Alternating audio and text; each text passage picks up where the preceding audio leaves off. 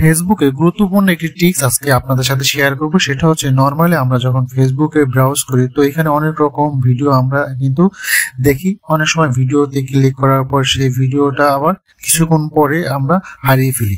এক্ষেত্রে আমি যে কিছুক্ষণ আগে কোন ভিডিওটা দেখেছি সেটা কিন্তু আমরা পরবর্তীতে খুঁজে পাই না। তো এই কাজটা কিভাবে আপনারা করবেন সেটা এখন আপনাদের দেখিয়ে দিচ্ছি। এজন্য কি করবেন, আপনি আপনার ফেসবুক অ্যাপসে প্রবেশ করবেন। প্রবেশ করার পরে উপরে দেখতে পাচ্ছেন যে ভিডিও আইকন, এই ভিডিও আইকনে আপনি ক্লিক করবেন। ভিডিও আইকনে ক্লিক করার পরে এখানে যে ম্যান আইকন বা মানুষ আইকন যে চিহ্নটা দেখতে পাচ্ছেন এখানে আপনাকে ক্লিক করতে হবে। ক্লিক করলে এখানে যে হিস্ট্রি অপশন চলে আসবে, এই হিস্ট্রি অপশনে আপনি ক্লিক করবেন।